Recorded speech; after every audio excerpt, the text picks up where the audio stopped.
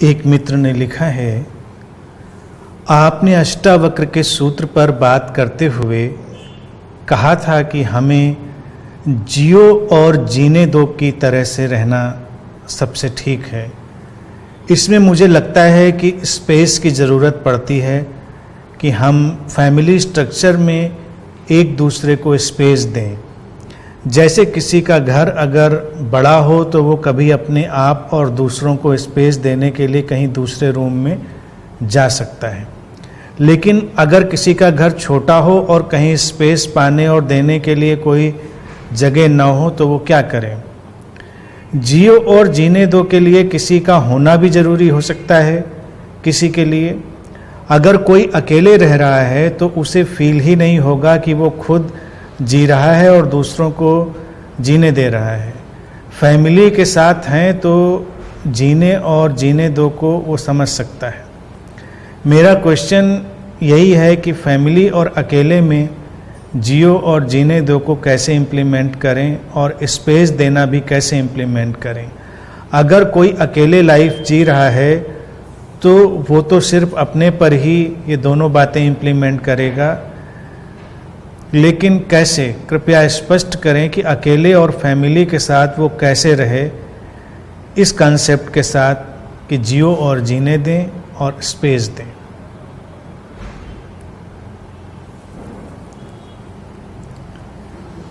अष्टावक्र के सूत्र पर हमने जब बात करी तो बात यही थी कि जब एक ही चेतना सब तरफ फैली है, सर्वव्यापी वही चेतना है, तो हमारे लिए उचित यही है कि हम सबके साथ एक समस्वरता वाला हार्मोनाइज्ड बिहेवियर करें। और उसका सबसे सरल जो कॉन्सेप्ट है वो यही है कि खुद भी शांति से जिएं और दूसरों को भी शांति से जीने दें। जियो और जीने दो। बात सरल है, सीधी है, लेकिन इंसान के मन में चूंकि इतनी उलझने हैं तो वो न तो ठीक से जीता है और न किसी को जीने देता है। अगर हम सचमुच में ठीक से जी रहे हैं तो निश्चित ही हम ये बात समझ पाएंगे कि दूसरों को भी जीने देने का अवसर हमें देना चाहिए। प्रश्न भी बड़ा सीधा और स्पष्ट है। स्पेस की बात जहां तक उठाई है, जब मैंने कहा कि स्पेस एक दूसरे के बीच होना चाहिए, एक दूसरे के बीच एक अंतराल, एक आकाश या जिसको हम फ्रीडम कहें वो होनी चाहिए, तो वो हर तल पर हो सकती है। भौतिक तल पर, मानसिक तल पर और भावनात्मक तल पर, गहरे आत्मिक तल पर। भौतिक तल का स्पेस भी कई बार सहयोगी होता है, लेकिन जैसी प्रश्न में दुविधा है कि अगर किसी के पास घर छोटा है, आजकल जैसे घर छोटे ही होते चले जा रहे हैं, तो स्पेस भौतिक जो है वो मिलना मुश्किल होता चला जाएगा दिन प्रतिदिन। जो लोग अपार्टमेंट्स में रह रहे हैं, फ्लैट्स में रह रहे हैं, 2 कमरे 3 कमरे होते हैं, सब लोग आसपास एक दूसरे के आमने सामने, वो कहाँ जाएं, स्पेस कैसे पैदा करें। अब जब पहले बड़े घर होते थे तो व्यक्ति कहीं इधर उधर हो सकता था। निश्चित ही इस बात का तनाव भी है, लेकिन इसमें हम फिलहाल अभी कुछ कर नहीं सकते। ये तात्कालिक समय की मांग है। और भौतिक तल पर स्पेस एक किस्म की लग्जरी भी है, क्योंकि अब कहें बड़ा घर तो बड़ा घर लोग कैसे अफोर्ड करें, बामुश्किल तो छोटा घर अफोर्ड कर पाते हैं। तो बात वो नहीं है। मूलतः अगर बात हम देखेंगे तो मानसिक स्पेस की, हमारे अंतरतम में, हमारे समझ के तल पर वो स्पेस होना चाहिए। अगर वो घटता है तो भौतिक स्पेस बहुत मायने नहीं रखता। भौतिक स्पेस से हम सहयोग ले सकते हैं, सहयोग दे सकते हैं, लेकिन मूलभूत तो है मानसिक, इंटरनल स्पेस का अर्थ यही है कि एक समझ, एक अंडरस्टैंडिंग ये कि व्यक्ति अपने आप में यूनिक है, अनूठा है, उसकी अपनी जीवन धारा है। तुम भी अपने आप में अनूठे हो, यूनिक हो, तुम्हारी अपनी जीवन धारा है। तो बहुत हस्तक्षेप मत करो, लोगों को वैसे का वैसा स्वीकार करो और अपने आप को भी वैसे का वैसा स्वीकार करो जैसा तुमको इस पूरे अस्तित्व ने बनाया है, निर्मित कर दिया है। जब हम दूसरे को उसकी पूरी जीवन धारा के साथ पूरा का पूरा स्वीकार कर लेते हैं, एक स्पेस पैदा हो जाता है।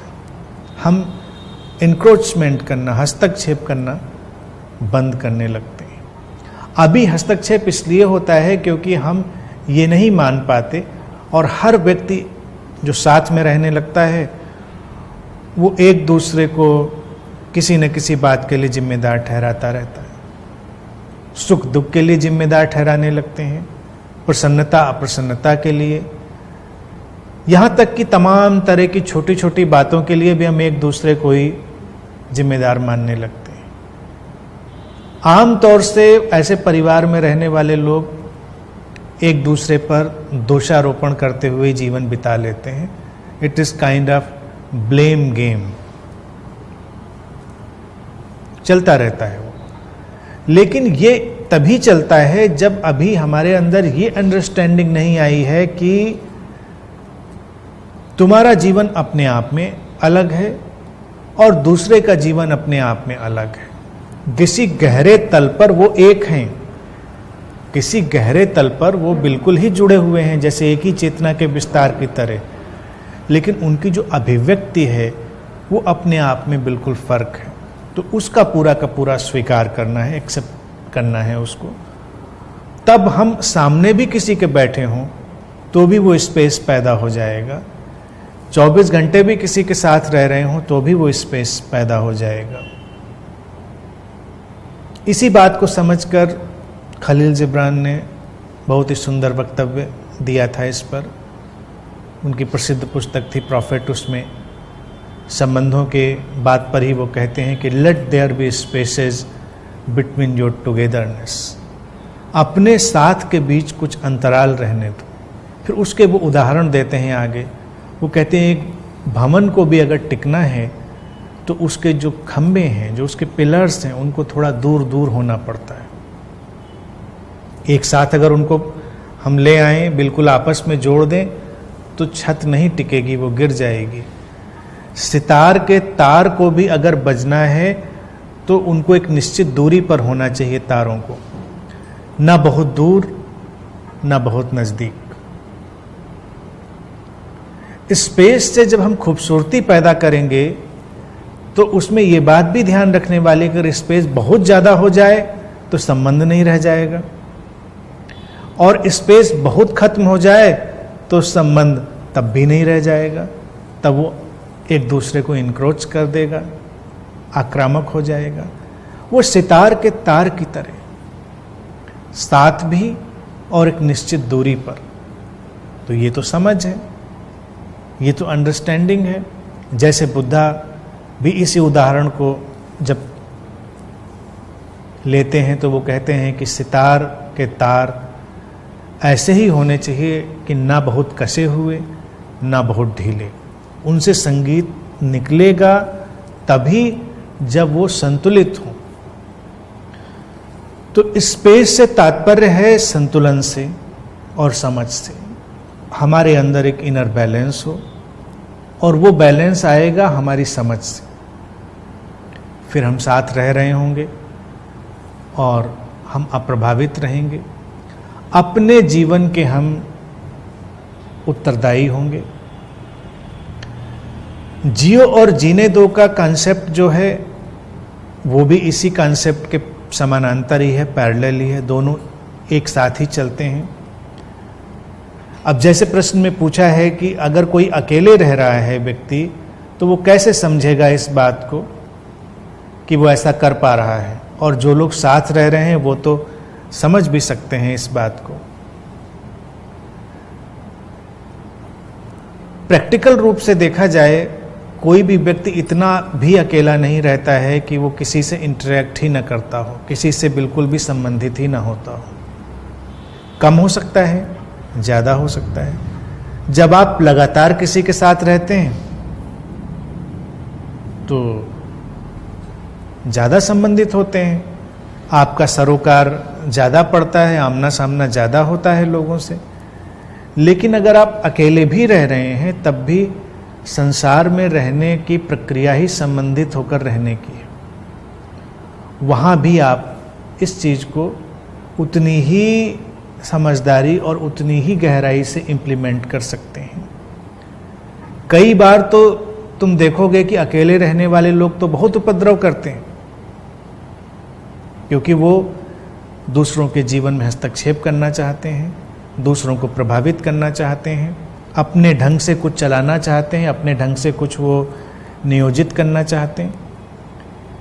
लेकिन अगर हम ये भी मान लें कि जो अकेले रह रहा है व्यक्ति, उसकी कोई ऐसी मनसा नहीं है, वो एक सामान्य व्यक्ति है, तो जब भी वो अपनी शांति और प्रसन्नता के ऊपर ध्यान ले जाएगा, जब भी वो उस पर फोकस करेगा, तो उसको दिखाई यही देगा कि ये दूसरों के साथ अंतर संबंध पर ही खड़ा है, और वो दूसरा कोई भी हो सकता है। जैसे तुम अपने साथ पूरी शांति और प्रसन्नता से रहना चाहते हो, तो तुम्हारी शांति और प्रसन्नता हमेशा दूसरे के साथ तुम्हारे अंतर संबंध पर खड़ी होगी, ये तय बात है।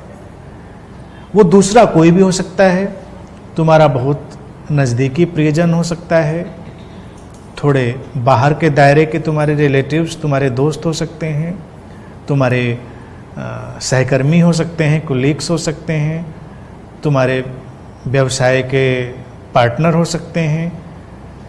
फिर यहाँ तक कि तुम जिन जगहों पर विजिट करते हो वो अजनबी लोग भी दूसरे हो सकते हैं। जैसे तुम किसी मॉल में जाते हो तो वहाँ जो गार्ड खड़ा है, या तुम किसी शॉप पे जाते हो तो जो शॉपकीपर है, कोई भी वो व्यक्ति जिससे तुम्हें किसी भी रूप में इंटरैक्ट करना होगा, वो तुम्हारे लिए दूसरा है। और इस दूसरे के साथ तुम्हारे संबंधों में कितनी समझ है, इस पर ही तुम्हारी शांति और प्रसन्नता निर्भर करेगी। अब समझ कैसे आए? समझ का एक ही सिरा है जिसकी बात अष्टावक्र कह रहे हैं, और वही अद्वैत दर्शन का सिरा भी है कि सब अपनी अपनी चेतना के ढंग से, अपनी अपनी चेतना भी शब्द यहाँ पर समझें, चेतना तो एक ही है, लेकिन वो अलग अलग शरीर मन से जब अभिव्यक्त होती है तो वो अपनी जैसी हो जाती है। वही चेतना जब शरीर मन से अभिव्यक्त होकर कुछ कर रही है, उसकी अभिव्यक्ति उस शरीर मन की भिन्नता के कारण अलग हो जाती है। तुम्हारे अंदर जब वही चेतना अभिव्यक्त होती है तो तुम्हारे शरीर मन की भिन्नता के कारण वो अलग हो जाती है। लेकिन ये दोनों भिन्न व्यवहार हैं एक ही स्रोत से निकले हुए, एक ही चेतना से, और ये किसी भी व्यक्ति के लिए व्यक्तिगत रूप से आक्रामक नहीं है। तुम ये बात समझ लेते हो। किसी का शरीर मन मान लो कुछ ऐसे जेनेटिक, केमिकल, हार्मोनल या बहुत सारी कंडीशनिंग की वजह से ऐसा डिज़ाइन हो गया है कि जिसमें क्रोध ज़्यादा आता है। अब तुमको क्रोध नहीं चाहिए, तुम शांत प्रकृति के हो, लेकिन तुम्हारा आमना सामना उस क्रोधी व्यक्ति से हो रहा है।